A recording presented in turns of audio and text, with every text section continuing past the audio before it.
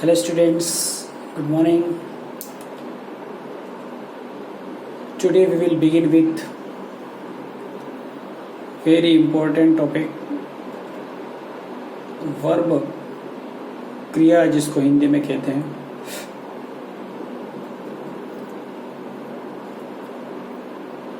ये टॉपिक इसलिए महत्वपूर्ण है कि किसी भी सेंटेंस की मेन आइकॉन कह सकते हैं, मेन धुरी कह सकते हैं, and all the sentence revolve around the verb.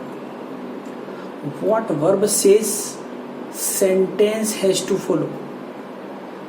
वाक्य को वही फॉलो करना पड़ता है जो वर्ब कहती है। वर्ब कहती है कि तुम भूतकाल हो तो तुम्हें भूतकाल में आना है। वर्ब कहती है कि वर्तमान में आ जाओ तो तुम्हें वर्तमान में आना है। और वर्ब कहती है आइए मेरे मित्र भविष्य की ओर चलते हैं तो भविष्य चलना। मतलब आप समझ लीजिए कि जिस तरह हमारा ये जो पेट पार्ट है, पेट पार्ट जिसके आधार पर हमारा जीवन है, जिसके लिए हम इतना संघर्ष कर रहे हैं, we are trying, we are struggling in our life, just like verb is the main core part of a sentence.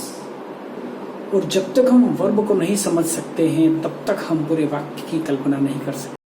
इससे पहले मैंने यहाँ पर आपको बताया है, वर्ब को समझने से पहले आप देख लें कि वर्ब क्या है। वर्ब क्रिया कहते हैं इसको हिंदी में, एक्शन वर्ड कह सकते हैं इसको, और कह सकते हैं डूइंग वर्ड। जो डूइंग वर्ड होते हैं उनको वर्ब कहते हैं। वर्ब की हिंदी पहचान ये है कि उसका जो हिंदी अर्थ निकालते हैं उसके शब्द के अंत में ना आता है। जैसे आप देख लें, एग्जाम्पल यहाँ दिए हुए हैं, जैसे आना, जाना, उठना, बैठना, सबके पीछे ना आता है इसके मूल वर्ब के अंदर। Tense is equal to verb, tense is equal to verb. Verb जैसी उसके अनुसार टेंस होगा। और उसमें भी एक महत्वपूर्ण बात आप देख लें, helping verb, I mean to say the auxiliary verb. Helping verb only tells the main identification of proper tense. तो आप कह सकते हैं अगर आप वास्तव में निश्चित टेंस को पहचानना चाहते हैं तो उसकी हेल्पिंग वर्ब मुख्य भूमिका निभाती है। आप देख सकते हैं क्रिया, क्रिया को वर्ब कहते हैं और वर्ब की पहचान हिंदी के अंदर ना आता है। क्रिया में आप देख सकते हैं वास्तविक क्रिया, क्रिया रियल टेंस के रूप में होती है। और रियल टेंस क्या है, हेल्पिंग वर्ब होता है और रियल टेंस होता है जिसको ऑक्सिलरीज कहते हैं। आप देख सकते हैं मैंने वर्ब को यहाँ पर दो पार्ट में बांट के देखा है, हेल्पिंग वर्ब और मेन वर्ब के रूप में। सबसे पहले हम बात करते हैं हेल्पिंग वर्ब की। आप देख सकते हैं यहाँ पर हेल्पिंग वर्ब की बात कर सकते, देख सकते हैं यहाँ पर हेल्पिंग वर्ब को मैंने किस तरह से यहाँ पर विभाजित किया है। हेल्पिंग वर्ब में सबसे पहले जो ऑक्सिलरीज है उसमें प्राइमरी होती है। प्राइमरी में do be have, do be have ये इसलिए प्राइमरी कहलाते हैं क्योंकि ये दो भूमिका में काम आती है। ये हेल्पिंग वर्ब भी बन जाती है और कभी कभी मेन वर्ब भी बन जाती है क्योंकि इनकी थर्ड फॉर्म भी होती है। अतः हेल्पिंग वर्ब को मैंने प्राइमरी नाम दिया गया है। और इसमें डू बी हैव है, डू और डज एंड डीड। बी है उसकी first form is am are, third second form was were है। और उसकी थर्ड फॉर्म के रूप में बीन का प्रयोग, उसके थर्ड फॉर्म के रूप में यहाँ पर बीन का प्रयोग किया जाता है। थर्ड फॉर्म के रूप में यहाँ पर बीन का प्रयोग किया जाता है। हैव की जो वर्ब होती है उसमें हैज है और हेड, ये हेल्पिंग वर्ब के रूप में अवश्य काम में आते हैं। ऑक्सिलरीज का दूसरा पार्ट है मॉडल्स। मॉडल्स वो होते हैं जो बेयर इन्फिनिटिव के साथ काम में आते हैं। इनमें आप देख सकते हैं, इनको मूड भी कहते हैं, can, could, may, might, will, would, shall, should और ऑट टू लगभग आसपास ही काम करते हैं। मस्ट की सेकंड फॉर्म हेड टू होती है। हैज टू, हैव टू, इनकी सेकंड फॉर्म भी हेड टू होती है। फिर बी टू होती है, बी टू का मतलब इज एम आर टू और वॉज वर टू। फिर एक यूज टू होती है और निडन होती है और डेयर टू। इस तरह से जितनी हेल्पिंग वर्ब्स हैं इन सब के साथ मेन वर्ब के रूप में हमेशा केवल एक ही मेन वर्ब आती है, वर्ब की फर्स्ट फॉर्म आती है। तो ये हेल्पिंग वर्ब का काम करती है। आइए मित्रों, अब हम आपको ले जाते हैं मेन वर्ब की तरफ। मेन वर्ब को आइडेंटिफाई करना जरूरी है। Main verb only tells the tense, but it does not say particular tense. It says that present tense, past tense, or perfect tense or perfect continuous tense. But what I have told you earlier that helping verb has main power to say which is the proper tense. Main verb के रूप में आप देख सकते हैं यहाँ पर verb की फर्स्ट फॉर्म प्रेजेंट फॉर्म कहते हैं। ये फॉर्म बेयर इन्फिनिटिव के रूप में भी काम में आती है। आप देख सकते हैं यहाँ पर लिखा हुआ है कि जो प्रेजेंट फॉर्म है वो कहाँ काम आती है, प्रेजेंट सिंपल में काम आती है। फिर ये पास्ट सिंपल में भी काम आती है। किसके साथ काम आती है पास्ट सिंपल में? ये पास्ट सिंपल में आप देख सकते हैं इसको, पास्ट सिंपल में ये डीड के साथ काम में आती है। किसके साथ? डीड के साथ काम में आती है। फ्यूचर सिंपल में विल सेल के साथ वर्ब की फर्स्ट फॉर्म होती है। आप देख सकते हैं इंपेरेटिव सेंटेंस जिसकी शुरुआत डायरेक्ट वर्ब की फर्स्ट फॉर्म से होती है, जिसमें हमेशा बेयर इन्फिनिटिव शुरू होता है। Get out from my house, help me, shut the door. फिर आप देख सकते हैं मॉडल्स के साथ बेयर इन्फिनिटिव काम में आता है। सेकंड फॉर्म को पास्ट सिंपल फॉर्म कहते हैं। ये केवल एक ही टेंस में काम आती है, पास्ट सिंपल टेंस में काम आती है, इसलिए इसका पूरा नाम ही पास्ट सिंपल फॉर्म होता है। पास्ट सिंपल डीड के साथ वर्ब की फर्स्ट फॉर्म जब जोड़ देते हैं तब भी वो पास्ट सिंपल ही बनता है। वर्ब की थर्ड फॉर्म, वर्ब की थर्ड फॉर्म का नाम होता है पास्ट पार्टिसिपल फॉर्म कहते हैं इसको। पास्ट पार्टिसिपल फॉर्म कहाँ काम आती है? ये कभी कभी एडजेक्टिव के रूप में भी काम में आती है। जैसे आप देख सकते हैं ब्रोकन चेयर, तो ब्रोकन चेयर, चेयर क्या है? नाउन है, और उससे पहले ब्रोकन है तो एडजेक्टिव का काम करती है। पास्ट पार्टिसिपल परफेक्ट टेंस में काम आती है, प्रेजेंट परफेक्ट, पास्ट परफेक्ट और फ्यूचर परफेक्ट में काम में आती है। फिर आप देख सकते हैं जब भी आप पैसिव वॉइस बनाते हैं तो पास्ट पार्टिसिपल फॉर्म का प्रयोग होता है, और आपको पता है कि पैसिव वॉइस पूरा किस पर आधारित है? वर्ब की थर्ड फॉर्म पर। फिर आप देख सकते हैं हैविंग के साथ भी वर्ब की थर्ड फॉर्म का प्रयोग होता है। तो पास्ट पार्टिसिपल का रूप में आप देख सकते हैं इस तरह से भूमिका निभा सकता है। इसको ईएन फॉर्म भी कहते हैं। पास्ट पार्टिसिपल फॉर्म को ईएन फॉर्म भी कहते हैं। थर्ड फॉर्म का ईएन फॉर्म नाम होता है। फिर आती है वर्ब की फर्स्ट फॉर्म आईएनजी। महत्वपूर्ण है, यद्यपि ये मिलकर बनी हुई है लेकिन बहुत महत्वपूर्ण इसलिए है कि पूरे जितने भी कंटिन्यूस टेंस है उन सबको 6 कंटिन्यूस टेंस है हमारे कोर्स में, 6 के अंदर केवल एक ही फॉर्म का प्रयोग करते हैं, वर्ब की first form ING. Present participle कहते हैं इसको। ये कंटिन्यूस के रूप में काम में आती है और साथ में एडजेक्टिव के रूप में भी काम में आती है। एडजेक्टिव के रूप में भी ये आईएनजी फॉर्म काम में आती है। आप देख सकते हैं कि ये जीरंड के रूप में भी काम में आ जाती है, और वर्बल नाउन कहते हैं जिसको, जो नाउन की भूमिका में होता है। ये सब्जेक्ट के स्तर पर काम में आएगा और ऑब्जेक्ट के स्तर पर काम में आएगा, तब ये वर्बल नाउन का काम करती है, इसको जीरंड कहते हैं। एडजेक्टिव के रूप में भी काम में आ सकता है। स्विमिंग गर्ल, गर्ल तो है लेकिन कैसी है? स्विमिंग वाली है, तो यहाँ पर एडजेक्टिव की भूमिका में। और आप देख सकते हैं टेंस की भूमिका में प्रेजेंट पार्टिसिपल मूल रूप से 6 टेंस में काम में आता है। 3 कंटिन्यूस होते हैं, present continuous, past continuous, future continuous. फिर है present perfect continuous, past perfect continuous और फ्यूचर परफेक्ट कंटिन्यूस। तो हमें याद रखना है कि टोटल 12 टेंस जो हम पढ़ते हैं उनमें से 6 टेंस में कंटिन्यूस की भूमिका बहुत महत्वपूर्ण होती है, और वर्ब फॉर्म का नॉलेज हमें बहुत जरूरी होता है। मित्रों आगे चलते जब वर्ब फॉर्म का विभाजन करते हैं तो इसकी शुरुआत किससे होती है? रूट फॉर्म से होती है। रूट फॉर्म कहते हैं 2 प्लस वर्ब की फर्स्ट फॉर्म होती है, इससे शुरुआत होती है, क्योंकि इसी का मूल रूप नार्थ होता है। जैसे टू कम, आना, टू गो, जाना। जब टू लगता है तो ही नार्थ निकलता है। तो हमने बताया ना कि मूल वर्ब की फॉर्म का ही अर्थ ना होता है, और उसको इन्फिनिटिव फॉर्म भी कहते हैं। इससे बनती है वर्ब की फर्स्ट फॉर्म बनती है। वर्ब की first form present simple form कहलाती है। जो वर्ब की फर्स्ट फॉर्म है, वर्ब की फर्स्ट फॉर्म SIS के रूप में होती है, जैसे go and goes, come and comes, ऐसे। फिर पास्ट सिंपल फॉर्म वर्ब की सेकंड फॉर्म होती है, जैसे कम है तो कैम हो जाएगा। फिर पास्ट पार्टिसिपल फॉर्म होती है, ये वर्ब की थर्ड फॉर्म कहलाती है, और इसको ईएन फॉर्म भी कहते हैं, बुड्ढी फॉर्म भी कहते हैं। मैंने आपको पहले ही बताया है, बुड्ढी फॉर्म का मतलब होता है कि ये कभी अकेली नहीं आती है। कभी कभी विद्यार्थियों में बहुत बड़ा कन्फ्यूजन हो जाता है कि सर ये बताइए कि आस्ट सेकंड फॉर्म भी है और आस्ट थर्ड फॉर्म भी है, तो हम इनको अलग अलग कैसे करें? तो बच्चों मैं बता देना चाहता हूँ कि आस्ट सेकंड फॉर्म में तब मानी जाएगी जब उसके साथ कोई हेल्पिंग वर्ब नहीं है, और आस्ट थर्ड फॉर्म में तब मानी जाएगी जब उसके साथ कोई हेल्पिंग वर्ब आई है। जैसे he asked me A question, this is past simple, but he had asked me A question, तो ये हो गया पास्ट परफेक्ट टेंस हो गया, क्योंकि इसमें हेड आ गया साथ में। क्लियर हो गया मित्रों? कई बार बहुत बड़ा कंफ्यूजन ईडी फॉर्म में होता है, तो मैं आपका कंफ्यूजन क्लियर कर देना चाहता हूँ।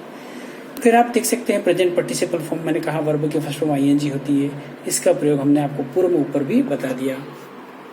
अगर आप एट ए ग्लांस देखें तो वर्ब की बहुत बड़ी भूमिका होती है। हम आगे उनके कुछ एग्जाम्पल्स पर आपको ले जाना चाहेंगे। कुछ एग्जाम्पल्स आप यहाँ पर देखेंगे तो बड़ा आपको मजा आएगा, एग्जाम्पल समझने में अच्छा लगेगा आपको। सबसे पहले आप देख सकते हैं यहाँ पर एग्जाम्पल के रूप में, सबसे पहले आप देखें यहाँ पर कि मैंने एग्जाम्पल दिया है, सिंपल इंडेफिनेट टेंसेस के एग्जाम्पल दिए है मैंने। आप देख सकते हैं, सबसे पहले देखो, I eat twice a day daily, verb की फर्स्ट फॉर्म है। फिर है she does not believe in gossips. फिर है people do not follow lockdown rules, some people do not follow lockdown rules. तो आप देख सकते हैं ईट वर्ब की फर्स्ट फॉर्म है, डज और डू भी प्रयोग हुए हैं, लेकिन ईट मेन वर्ब के रूप में प्रयोग हुआ है, डू डज या हेल्पिंग वर्ब के रूप में प्रयोग हुआ है, और यहाँ पर बिलीव और फॉलो मेन वर्ब के रूप में प्रयोग हुआ है। अतः ये प्रेजेंट सिंपल टेंस को बताते हैं। आप देख सकते हैं अगले दौर में आप देख सकते हैं यहाँ पर कि किस तरह से यहाँ पर सिंपल में पास्ट टेंस का प्रयोग भी यहाँ पर किया गया है। आप देख सकते हैं रमेश नोटिस्ड ए